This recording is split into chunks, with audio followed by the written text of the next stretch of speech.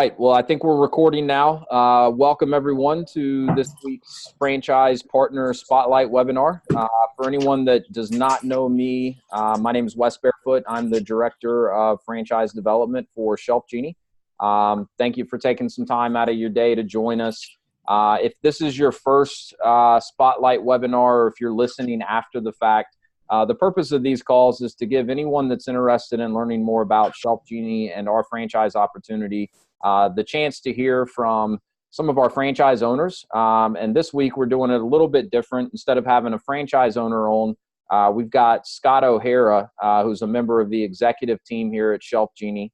Scott is the Director of Operations and just has a ton of knowledge and insight into this business, and works very closely with our franchise partners, especially newer franchise partners and their teams, to help them get trained and to learn the business, as well as a whole variety of other responsibilities that he'll talk to you more about today. So, Scott, thanks so much for joining us, man. Really appreciate you having you on the call today. And I know everyone's going to get a lot out of everything you have to share. Thanks. I look forward to it.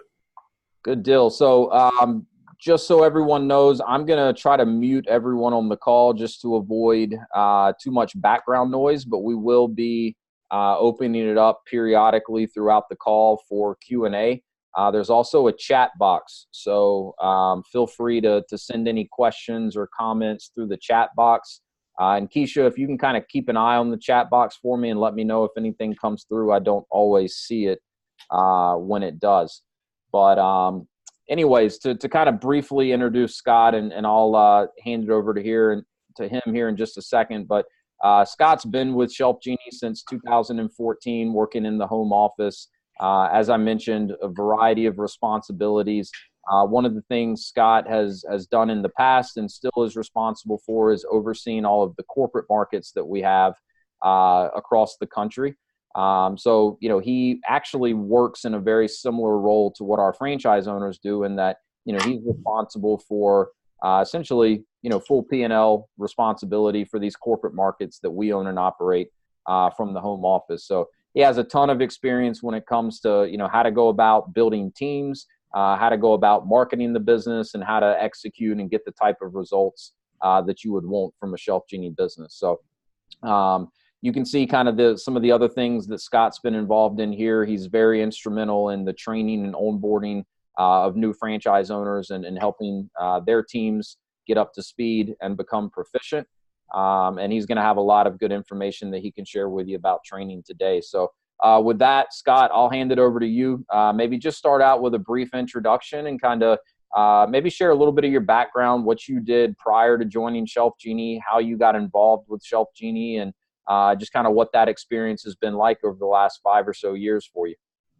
Sure. So I appreciate you guys having me on the call today. Again, Scott O'Hara. Couldn't find anyone else. I figured that was the case. You guys had to be running pretty desperate if you're asking me to get on. It's the Wednesday after Memorial Day. I figured, why not? Why not, right? Yeah. Anyways, so I have about the last 19 years I've been servicing in the home service industry. Much of my experiences come from being a general manager within Terminix. I was there for almost 10 years, started up a lot of different products and services that they have to offer, but not rocket science either. It was killing bugs, so something that was pretty easy. I had about 120 employees and about 75 routes. So it was a pretty big operation. My one location was about the size of our company it is today in ShelfGenie, but it taught me a lot about taking over teams and successful, what a successful team looks like. After that, I got my MBA at Georgia State, and then came to ShelfGenie originally as a director of our corporate markets. So starting out with just running one local market here in Atlanta, very similar to a franchise partner. The only difference is I didn't have to pay for it. That's kind of the nice perk about being a corporate market, is that I don't have to pay the franchise fee that you guys do. At the same time, I don't get all the money at the end of the day. So ShelfGenie takes their piece, but everything else is very, very similar. So I pay a lot of the same fees that you guys pay that are listed in the FDD. So I pay royalties, I pay core fees, I pay ad fund, I pay the marketing fees. Everything that you guys face, I face. So it's really given me a chance to be a resource for brand new franchise owners. A lot of the manuals and things that we have today are things that we didn't have prior to corporate markets. So having corporate markets allows the company to kind of not only test ideas, test different marketing ventures, but at the same time kind of perfect that. So if someone was to ask me, hey, I want to go ahead and do a billboard ad and it's a great deal for $3,500, I would probably hold off on that just because we've done that several different times and not one time has it worked for us. So, again, you can still try it, but it gives us to kind of have a little bit of say-so and credibility because we're kind of tasting our own cake here, if you will. We have the ability to test different marketing ventures, talk back to the system saying, hey, this worked, this didn't work. And not only that, but test also new products. So that's what I've been doing pretty much since my inception, starting with, just one market, grew it to like 3. I've overseen as many as 21 different markets, which is way too many. Currently, we have about 10 in 10 markets, about 40-some territories that my group currently oversees. And again, it just helps us give credibility into kind of testing all the things that we say, improving the business model is working. So that's kind of, in a general career overview for the last, 5 minutes. So any questions there? It's a good overview. And maybe talk a little bit about what your team looks like now. You do have some folks that help you manage the different markets, and then maybe talk a little bit about what your responsibilities have evolved to beyond corporate markets now. Yeah, so what my team is really, the whole purpose of corporate markets is really to serve as a resource. I mean, granted, we use it to improve our business model more so than what the system is already doing. But then at the same time for new concepts. So anytime we have marketing or new products, a new sales form, new 3D, anything that's new, we usually try to give us a testing platform before a franchise owner goes out and has to spend their own money to use it or try it on their own. So our number one purpose is to be a resource. The second purpose of corporate markets is that training.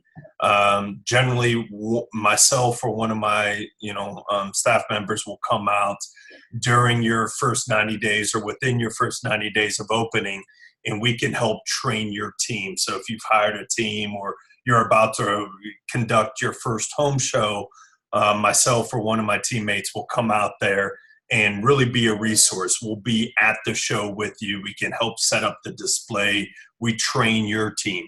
So it kind of gives you in the field feedback, not just when you come here for training. When you purchase a franchise, you have that training. But then after all of that, it's kind of drinking from a fire hydrant at first. It's a lot to kind of pick up from.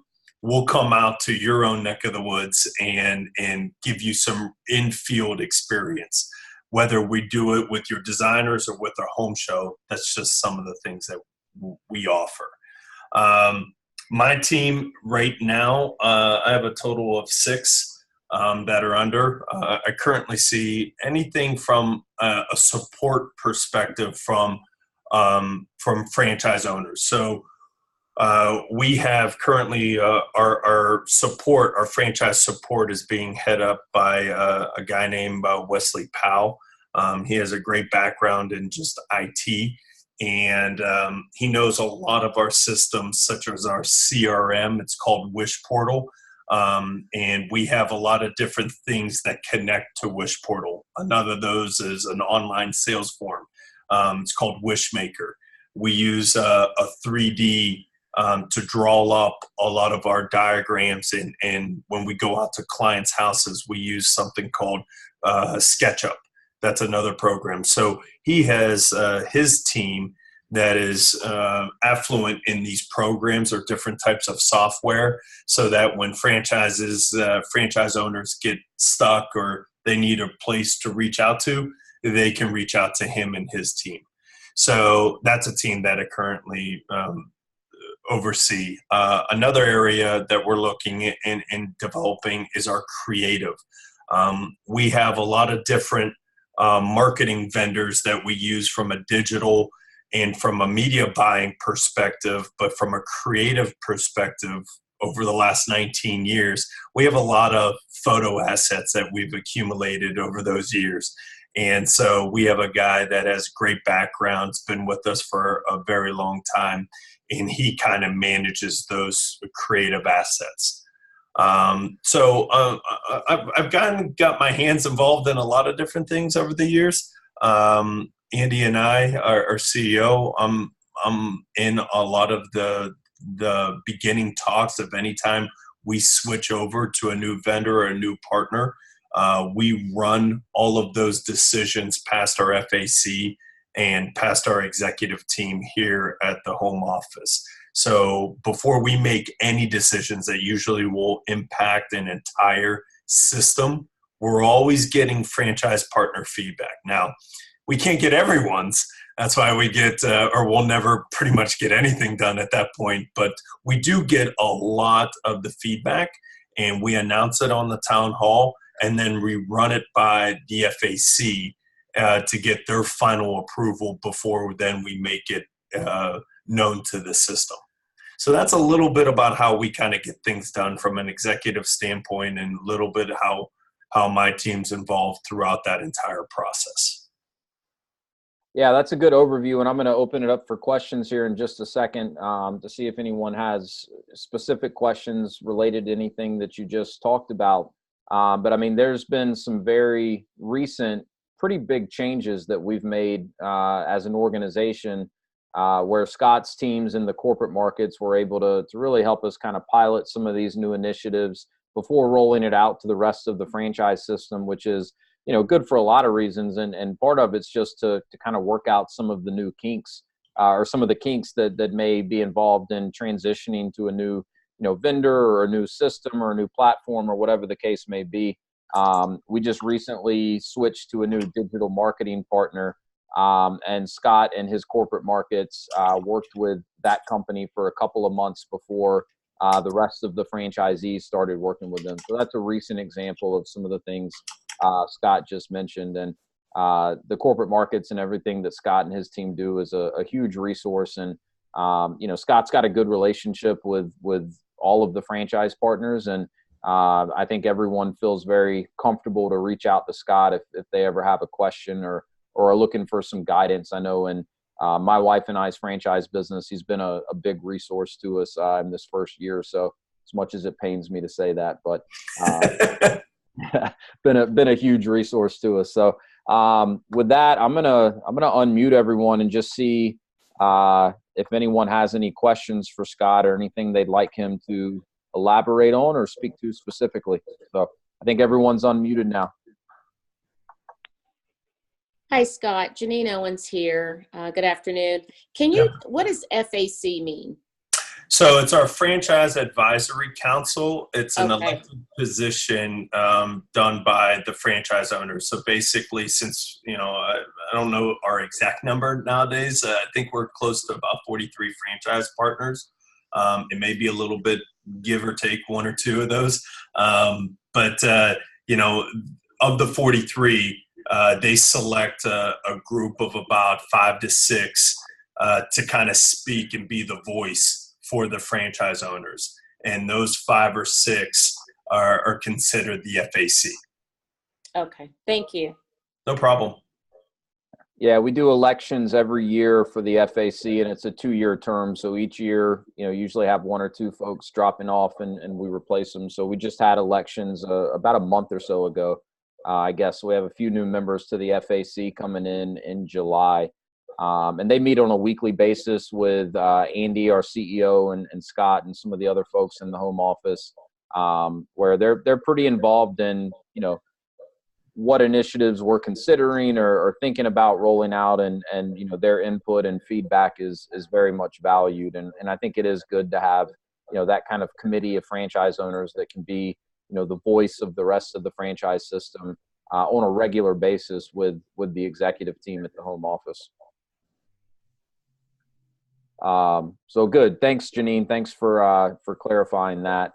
And something else that Scott mentioned earlier, he referenced a town hall. That is a bi-weekly meeting that we do where all of the franchise owners are invited. We do it a Zoom call just like this, and Andy or Scott and the rest of the team are just giving kind of bi-weekly updates to keep everyone in the loop. So that's another thing that we have in place to keep all the franchise partners informed and get their feedback for what they're seeing on the ground. Any other questions for Scott? Scott, one of the things that normally comes up on these calls and certainly in the one-on-one calls that I'm doing with candidates are, how do you go about, finding good designers and installers? And so I know this is something that you've had a lot of experience with and clearly a lot of success with, but also had, challenges over the years with finding and retaining good designers and installers. So, maybe share a little bit what you've learned over the years, and I'm sure you have some best practices from some of your, prior jobs too before ShelfGenie, just in terms of building good teams. So what have you learned that may be helpful to share with some of the folks on the call today? Yeah, I think sometimes our system is amazed that somehow I'm still here after all the years and all the mistakes that I've made. And I think, but that's the purpose of corporate markets, that if we're going to fail, we need to fail fast at something and realize, okay, that's not the way to do it. Let's hurry up, get it back out. Let's figure out what is the way, and let's tell the system about it. So, a lot of my career is built on failure. We failed doing something. I failed at trying to be a good franchise owner when I first started out.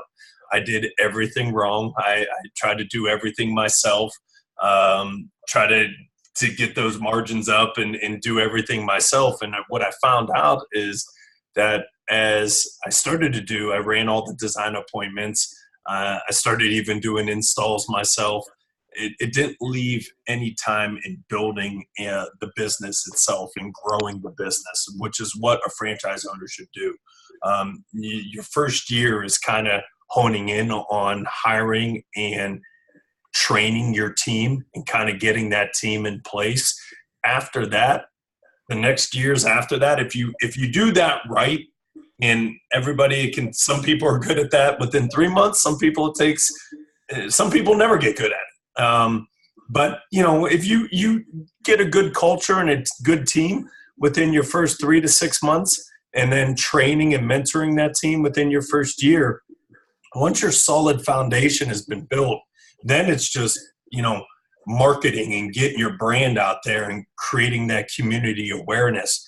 And that's more of the fun stuff. So, so for me, training is something that is critically important in setting the proper expectations. So what's allowed me and my corporate team is really, we've come up with this guide in how to hire, train, and mentor designers. It's on our bulletin board, and it's on our CRM system called Wish Portal. It's kind of a catch-all for where we put all kinds of training documents for franchise owners.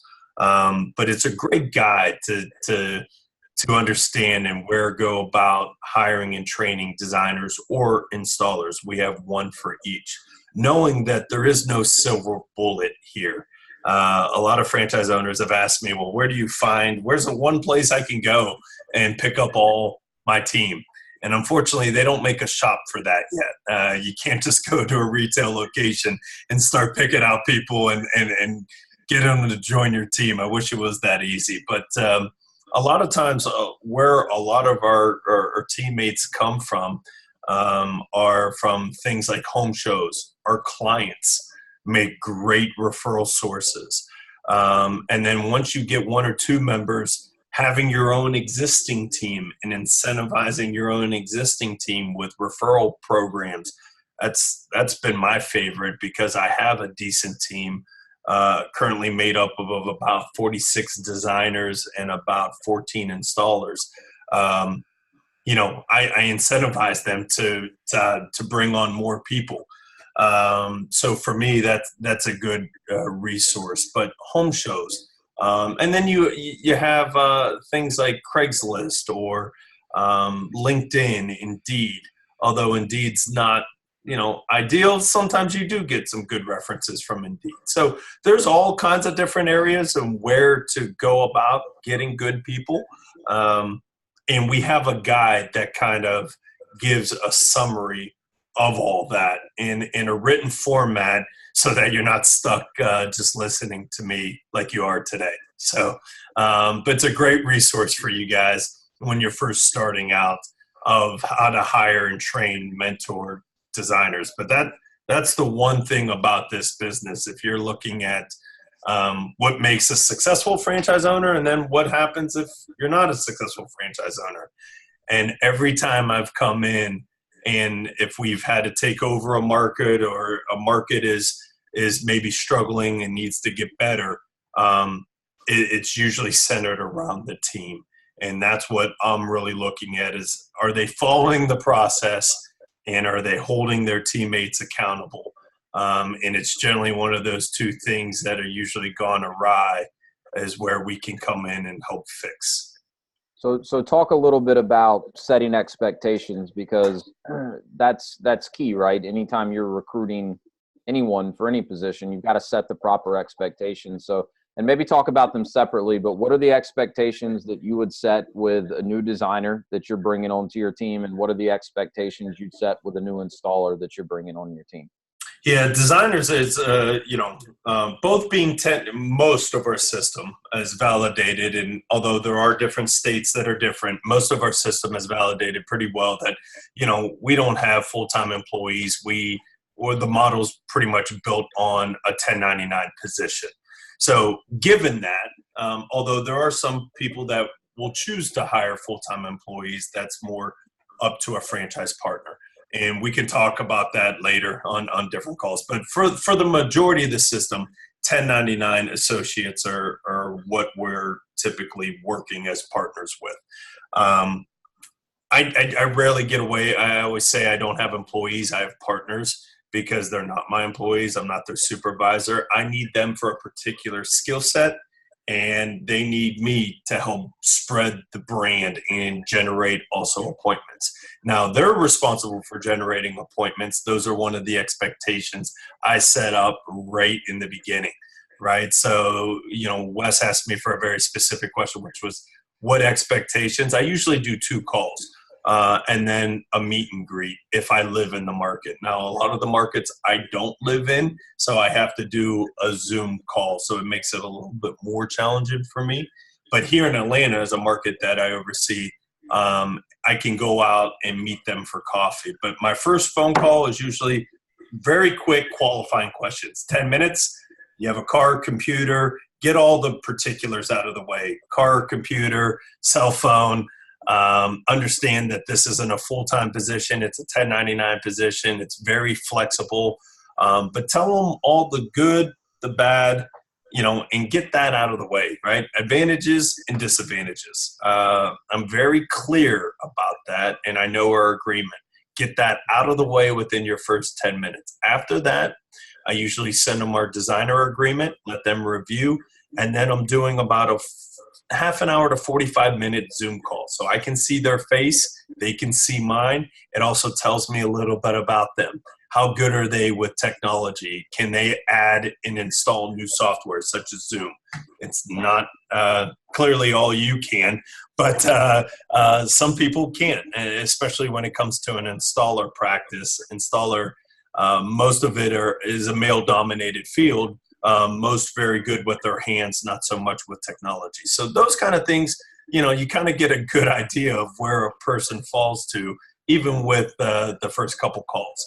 So setting those proper expectations in the first two, and then finally the third is just an interview where at that point I usually made my decision, and unless something dramatic happens along the way, I'm more just meeting them in person, buying them a cup of coffee, and asking more about them. Sometimes it does lead us to split apart, but most of the time it doesn't. All right, if I'd done my first two calls and setting proper expectations, and it's just being very clear. A lot of times people or franchise partners don't want to get into the difficult conversations. And that's the one thing I would say, get to as quick and as often as you can, right up front, because it allows for a much easier future for you guys to build upon. And very similar with installer, just telling them right up front, here's how you generate commissions. Here's what you're expected to do. You're expected to come to a 3-day class here in Atlanta, and register for that. And I'm not going to pay for that. That's a $500 registration fee. And talk about those things. So, and sometimes, a lot of those easy things are what I find are easier for me to have. Sometimes franchise partners don't have those discussions, and really sets for the false or wrong expectations, and can allow for a lot more management in the future. Yeah, that's good. So, I mean, setting clear expectations, not being unclear about what the job is, how the compensation is structured, what the requirements are to be a designer or an installer. And, I like the way that you think about them in terms of, partners versus employees. And I know I've heard you talk before about, you kind of explain it, whether you're talking to a designer or an installer, that, this is an opportunity for you to kind of have and manage your own small business that's partnering with me, where if it's an installer, they're the installation arm of your business, and you're more of the sales arm. If it's a designer, you're more of the marketing arm, and they're kind of the sales piece. But if you set that as an expectation up front, you'll probably rule out some people that just wouldn't have been a good fit, period, and you don't waste too much time or resources on them. And then you're setting up the people that you do bring onto your team for success, because they have a clear understanding of what the expectations are and what it's going to take for them to be successful. So that's good. I'm gonna open it up and just see if that generated any questions. So bear with me one second. I'm gonna try to get everyone unmuted here. Hey TJ, how you doing, man? Thanks for joining us. So any questions for Scott around recruiting or training? I'm going to have him talk in more detail about what training looks like for a new franchise owner, for a new designer, for a new installer here in just a minute. But any questions around best practices when it comes to recruiting or setting the proper expectations? Looks like every line is still muted, Wes. Oh, man. Try that again. Yeah. Hey, Wes, TJ. Hey, TJ. How are you? I was on mute. There you go. I think I've got you unmuted now. I think I've got everyone unmuted now.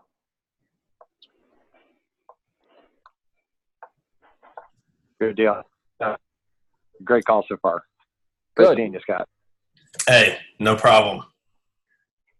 So on that, if we don't have any questions specifically tied to that, and that's something that we've covered in quite a bit of detail in some of these other calls. One of the things we haven't gotten into as much detail on is, what is the training that the home office is involved in actually entail? And you and your team are a big part of that. So maybe you could start off by explaining, what does that look like for a new franchise partner? So the training that they come to for Atlanta prior to opening, and then talk about the installer trainings and the designer trainings that we do monthly.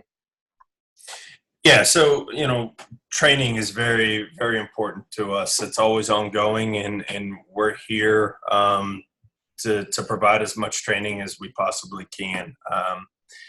franchise partners sometimes get themselves into a silo where they come and they come to training, and then I've been there. I remember what the 7 days or 8 days of training is like, and trying to retain all of that information. It's just no one's going to ever be able to do it, right? So you're retaining about 20%.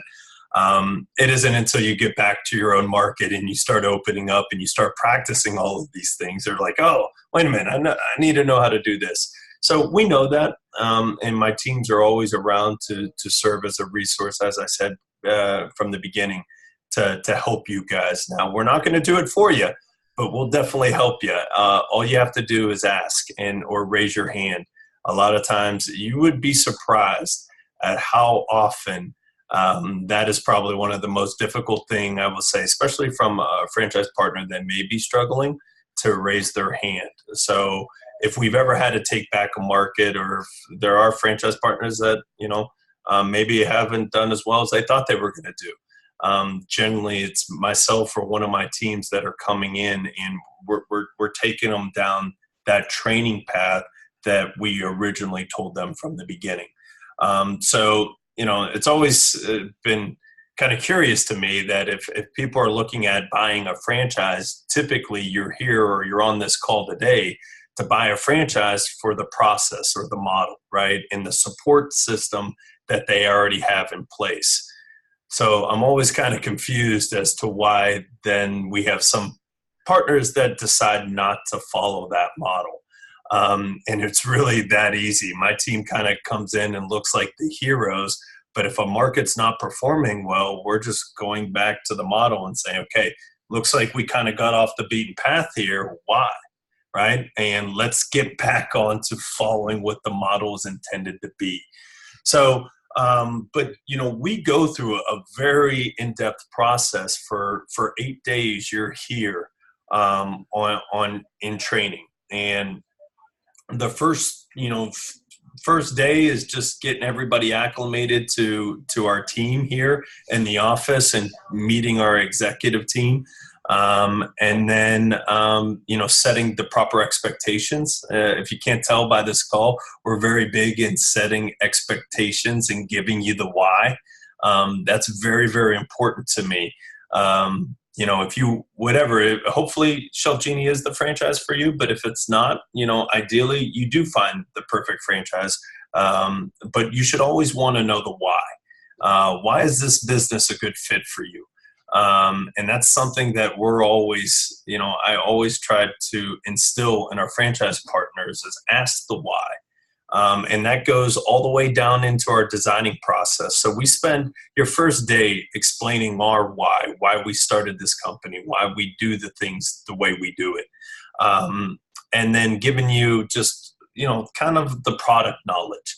Now, we have a lot of different line items and almost 2,000 different products itself, but it's not that complicated. It really comes down to just a shelf.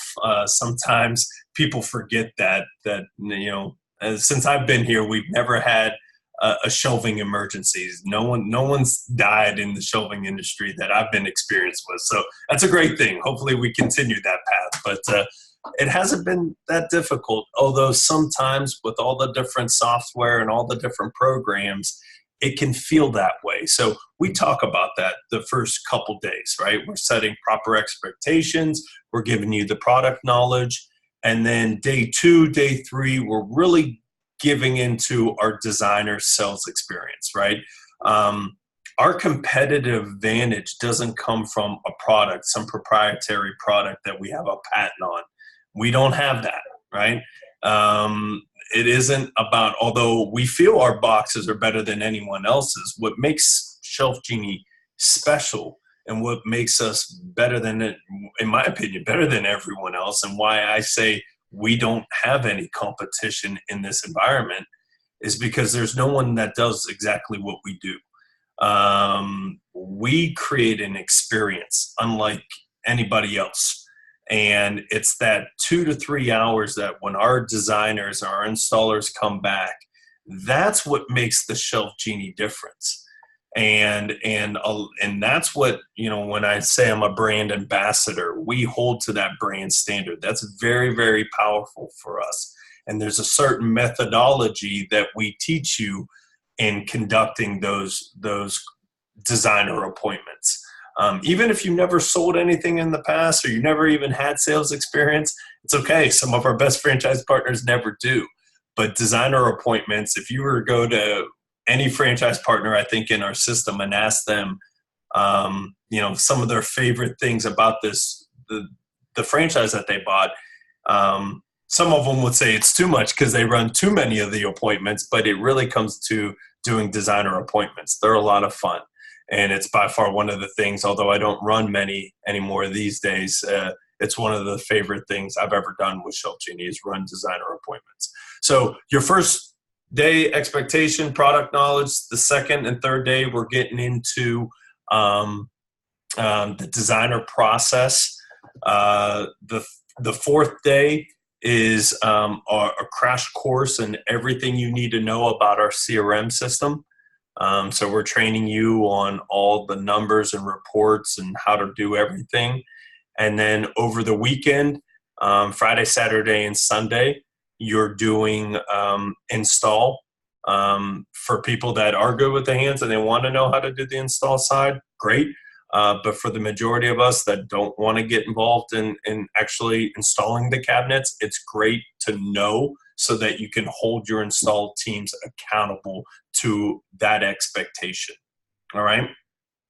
And then finally, we have a half day on Monday where you're sitting with me and Andy kind of putting everything together, giving us feedback on the training, which you like, and answering any extra questions. On top of that, you're already, prior to that, 8 days of training, we provide you, once everything's been signed and all the I's have been dotted and the T's have been crossed, you're also going to get a concierge service built up of, Keisha and my other team member, Serena Close, who kind of guides you through this process and this checklist, onboarding checklist, and serves as just a resource for you in opening up your business within. Some people, we give you 90 days, but some people want to do it much sooner than that. So, but you almost have this concierge service of person kind of being a resource for you. So we take training very seriously here, and it's something that we constantly service as a resource for our franchise partners. Yeah, that's a good overview, Scott. And, so like he said, it's the training doesn't start in Atlanta. It really starts from the moment you sign your franchise agreements leading up to training in Atlanta. And really our goal is to try to put you in a position to where everything that needs to be done to get open for business is done before you come to training in Atlanta. That way, once you're done in Atlanta, you can go back and should be, pretty much ready to open for business. And so there's, weekly scheduled calls with Serena and her team, as Scott mentioned. And those are just, to have a regularly scheduled check-in call. It's not that that's the only time you can communicate with Serena or anyone on Scott's team. It's just to have that kind of regularly scheduled call. And those weekly check-in calls continue after training, after opening. And it's different for different franchise owners. For some, it may be for the first 3 or 4 months that you're in business. For others, it may be for the first 9 months that you're in business. Everyone's a little bit different, but it's important for people to understand that the training and support, certainly doesn't stop after you leave training in Atlanta. Like Scott mentioned earlier, it's like drinking from a fire hose. It's been right at a year since my wife and I went through it, and it's a bit overwhelming. You get back and there's no way anyone's going to retain all of it. So, that's something I really try to stress to people, Scott, is that, don't operate in a silo once you get back. If you do have questions, don't be afraid to raise your hand. There's so many resources at your disposal, but, you have to be willing to reach out when you do have a question or need help with something. Exactly. Yep. So to just kind of make sure everyone's clear on what Scott was saying, as a new franchise owner in that 8-day training period, you go through essentially the same training that a new designer would go through if they come to Atlanta for our designer training. you also go through the same installer training that any new installer goes through. So, even though we're not encouraging franchise owners to go out and do installations, like Scott said, it's great for you to go through that training so that you understand the role, and it's going to put you in a much better position to recruit, train, and mentor installers. And same with designers. And as Scott mentioned again, different owners have different approaches. Some of our owners love to run design appointments. We encourage all franchise owners when they're first opening to really dive in and run some appointments and learn that process. And then some, like to continue doing it. Others, they focus on recruiting and training great designers that are better than them, and then they can kind of remove themselves from that aspect of the business. There's no set right way to do it, but we want all of our owners to have that training and that experience. Scott, maybe talk a little bit about the training that you and your team do on a monthly basis for designers, a new designer that a franchise owner may have on their team that they may want to send to Atlanta for training. Explain how that works. Yeah, so basically sometimes, and that's what I love about our system is we have some owners that are very self-aware of what they're good at and what they're not. And sometimes if they get away from just having the ability, or they just feel they're not maybe the best one to do the training, they can send their team, a newer designer to me or to my team here at the home office, and we'll train them on the standards and the best practices. It's a 2-day course here held at the home office. It's done for relatively pretty cheap. I believe it's only $250 is what we're offering. It's a 2-day course. We provide them, the meal while they're here. We provide lunch while they're here, but it's a full day. Starts at 9, goes until 5, and we start at the very beginning, very similar to what I trained you during your franchise partner training, of why we do and why we have the methods that we have, why we choose to do those methods, and the data and the results from them. I'm a very data proven guy that I've been in sales a lot of years. However, it's funny, now I'm in operations, but I'm a sales operations guy. And what's interesting about that is a lot of times people don't like saying they're in sales because of a negative connotation that comes with it nowadays. They either figure you got to be obnoxious or trying to steal their money or sell them something they don't need. But ShelfGenie's process is not like that at all.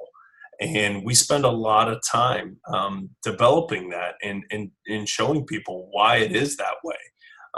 So for us, you don't have to beat someone over the head with a hammer to get them to say yes and call their manager or call, the sales manager or their franchise partner.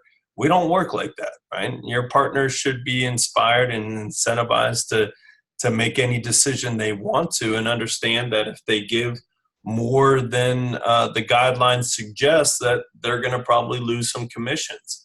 But they don't need to call anybody to make that decision. They can do it on their own accord.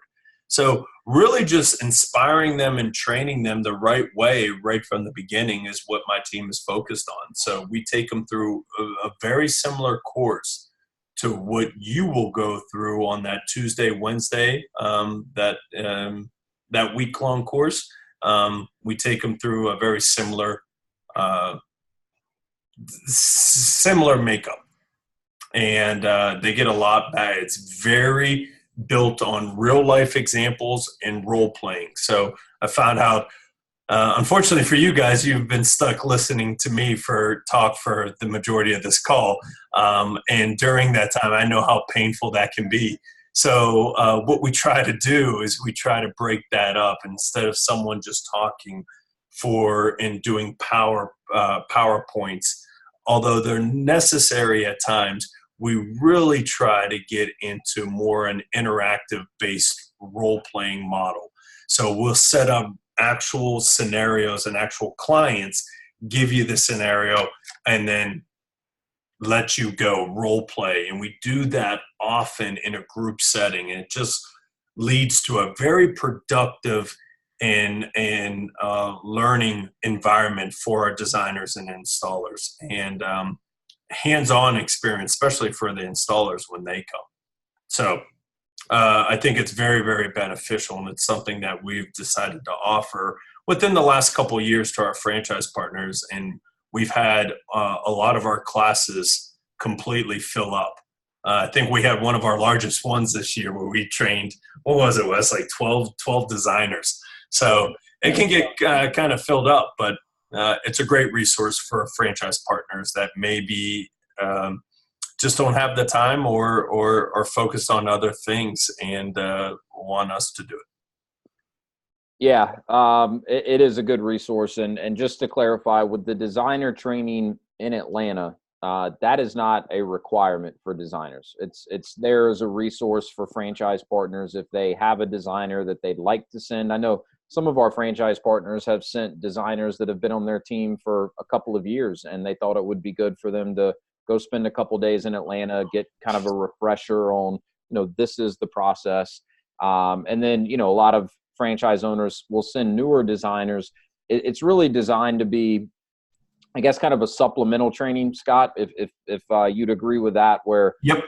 It's better to send a designer if they have had a month or two in the field working with the franchise owner, or maybe you have some other tenured, experienced designers on your team that can help you train a newer designer, but they'll get more out of it if they kind of know what they don't know yet, or have run some appointments and know what questions they have, what they struggled with. They'll get more out of it than if they come in just completely green. So that's there as a resource. It's not a requirement. The installer training, on the other hand, that is something that's required for all installers that are going to be installing any ShelfGenie products. We offer a lifetime warranty on the products that we install. So, it's important that all of our installers have been through the appropriate training and the certification. So that one's not optional. But that one is a little more turnkey in terms of, a brand new installer. The first thing they're going to do likely is go to Atlanta and get trained. And it's a pretty comprehensive training. So just wanted to make sure that was clear.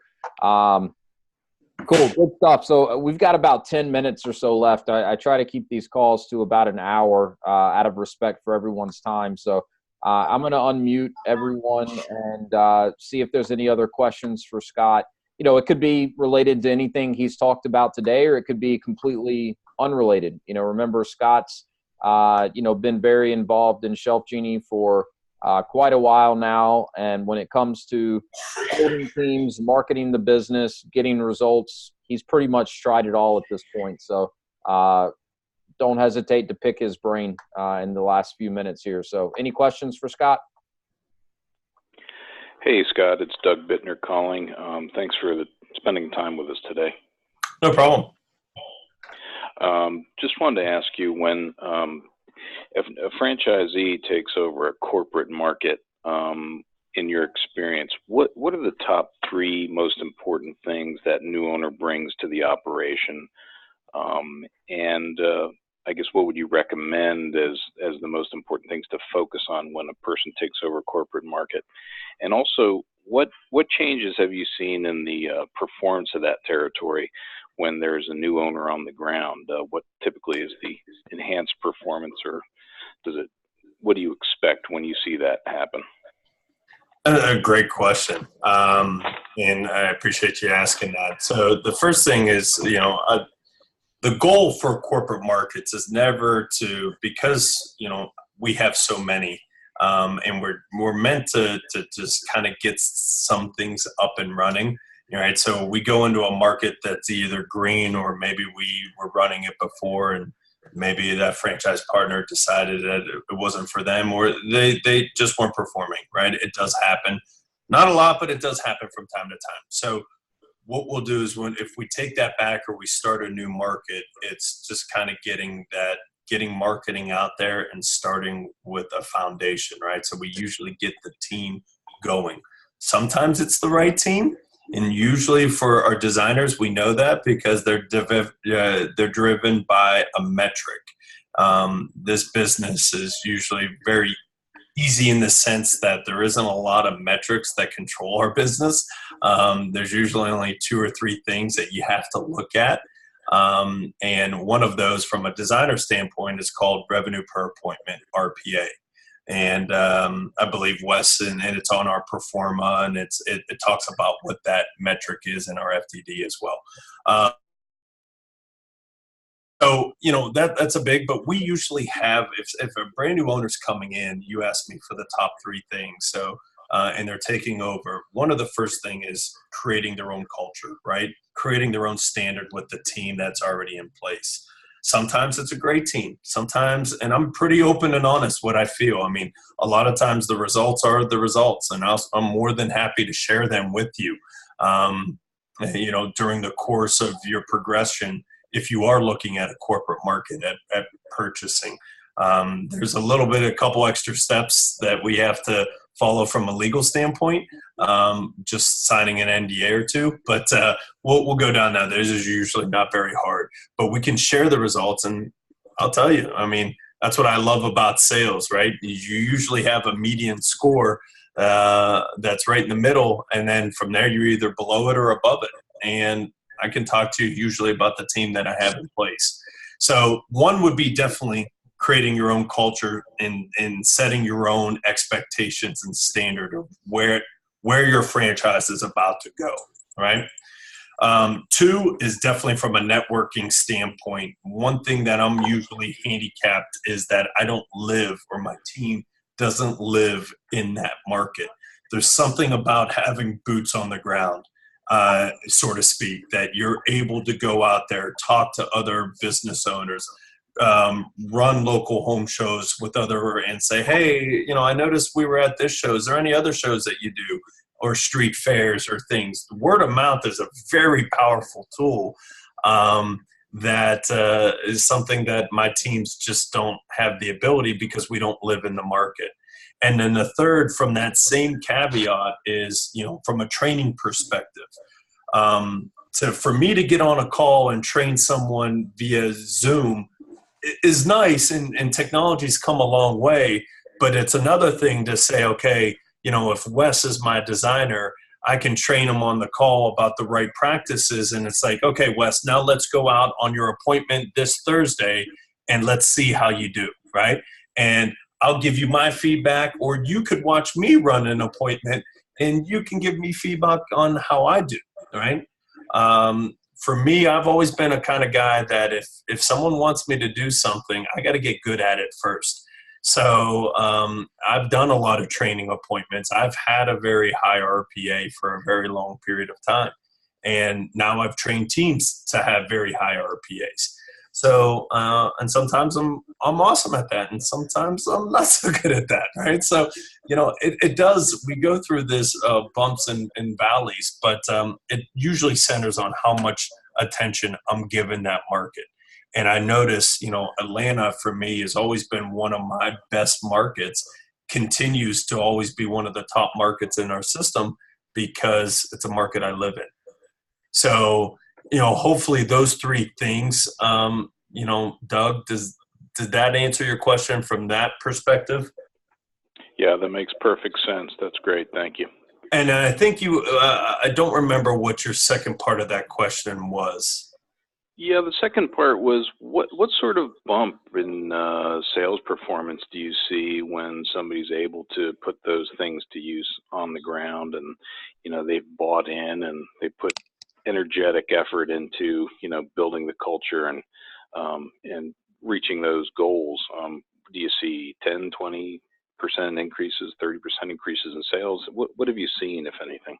Well, I can't confine it to an exact percentage, but I will say this, and I know this isn't probably going to be the answer you're going to like, but it depends. But it really does. And I'll give you examples as to why, right? I've seen people come in and take over markets that were, if the market's just at an average or slightly below average, right? They've taken it to leaps and bounds where you can see huge, high double-digit growth, or even into triple-digit growth on improvement at times. Although those are rare, that if the number's low, where I just have a brand new team that hasn't maybe they've only been here maybe a couple months, and someone's come in, and we just started marketing or we got marketing up and running again, you can have a huge impact on that. Versus a market that we sold a few years ago where it was Houston, that team I already had exceeding on almost every level, right? And they were performing, they were already in the top 10% of the system. So the increase that a franchise owner at that point is able to have is maybe not nearly as significant. If at all, sometimes you may regress a little bit. It just depends on the franchise owner. So I think, giving that knowledge, it depends on what kind of team you're taking over, will also have a huge impact on the results. But for the most part is that, generally speaking, for the most part, my teams are usually around average, if not slightly below, because they're normally brand new or they're starting out, and we're constantly trying to get them to those next level, giving all the obstacles that we have to oversee from a corporate market perspective of not living in that market. But that's a great question, Doug, and I appreciate you asking it. Yeah, Okay, it is a good question. And I think the key there is, and Doug hit on this, but it's, if you come in and focus on the right things, which funny enough are really the same things that a new owner taking over a brand new market would focus on. It really doesn't change that much. It's, the really kind of added differences, with a corporate market that you may be buying, there's a team in place, right? So it's kind of, that team, like Scott said, it's kind of establishing your own culture and then continuing to train and mentor them. And in some cases you may realize that, one or two of the people on that team are not a good long-term fit, but at least you do have some people that are knowledgeable and familiar with the business that can kind of hit the ground running with you. But, for a new franchise owner, it's the exact same, right? It's come in, you start assembling the team, you create a culture, you set expectations, train, mentor, everything we've talked about today. And then it's, figuring out the marketing piece. And so, one of the areas that a new franchise owner that's local in a corporate market can have a huge impact on very quickly, that's going to lead to usually a jump in revenue, but also a stronger bottom line, is dialing in the marketing and getting more cost-effective appointments. Scott and his teams, they're doing this from afar, right? So they can do digital marketing, they can do mailers, they can run ads in the paper, they can do all of that relatively easy without being there. But some of the other things, getting out and networking and finding referral partners, getting out and, not only just exhibiting at shows and events, but actually executing and capitalizing on those events and getting the type of results from them that you would expect. Very difficult for Scott and his teams to do that. Those are things that new owners can come in and do pretty quickly and see very massive results. And I haven't gone through the pro forma with everyone on this call, but, Doug and Janice, if you guys think back to it, that cost per appointment number, that's a huge lever in this business. And that's an area that, historically we've been able to see new franchise owners taking over a corporate market have a big impact because, usually in most of the corporate markets, and this is certainly not a knock on Scott, but they usually have pretty high cost per appointments. And it's because they only really have the paid marketing and advertising avenue to generate the vast majority of their leads and appointments from. So that's a lever that will help you drive more revenue, but it's going to also help you operate more profitably, assuming that, you can get appointments more cost effectively, but then you also have a team in place that can capitalize on those appointments and convert them into actual jobs and revenue. And Doug, if I may ask, is that was a great question. Are you looking at a corporate market? Yeah, we are. We're looking at one, I believe it's several years old, but it's being operated by your team now. Okay, which market is that? DC 1, 2, and 7, I believe. Yeah. Okay. I can tell you a lot about. I know the history on that market, even from back to the previous franchise owner. So if you have any other questions, he's one of the first person I've even trained with, so I know a lot about the previous franchise owner too. So I can give you all that information. But great question. Is there any other follow-up questions to anything we discussed today? Yeah, Scott, I'll set you up. I'll connect you with Doug and Janice. I think it'd be good for you guys to have a conversation. They're coming to join the team day here in a couple of weeks, so they're gonna be coming to Atlanta. And so Doug and Janice, you guys will get to spend some good time with Scott while you're there. But we can absolutely connect you guys. So you can have a phone call or two prior to that if you'd like to. And for anyone else, Scott is available as a resource. When he does one-on-one calls with candidates, because he's an employee of the corporate office, he can't get into necessarily all of the details that a franchise owner could, especially when it comes to profitability and some of those type of questions. But nonetheless, he's a fantastic resource, has a lot of good information to share. So I can connect you to Scott. You see his email address up here. You can connect with him on LinkedIn. And that was kind of bold, man. You put your cell phone number on here. I'm always, I'm not worried about that. My phone never stops ringing anyway. Right. So I'm a big believer that if I want it to stop ringing, I just tell the person. So for me, I'm always, if you're calling, I'm usually haven't cut you off yet. So I'm good.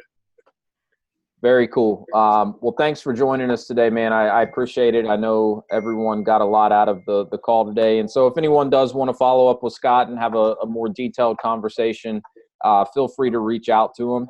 And of course, I'm always here as a resource as well. So I hope this was time well spent for everyone. We really appreciate you joining us. Scott, thanks for being here, man. And I appreciate it. Take care, everyone. Yep. Thanks a lot. If there's anything else I can do to help, just let me know, and I'll look forward to talking with each of you again soon. Have a great rest of the week. Bye. Bye.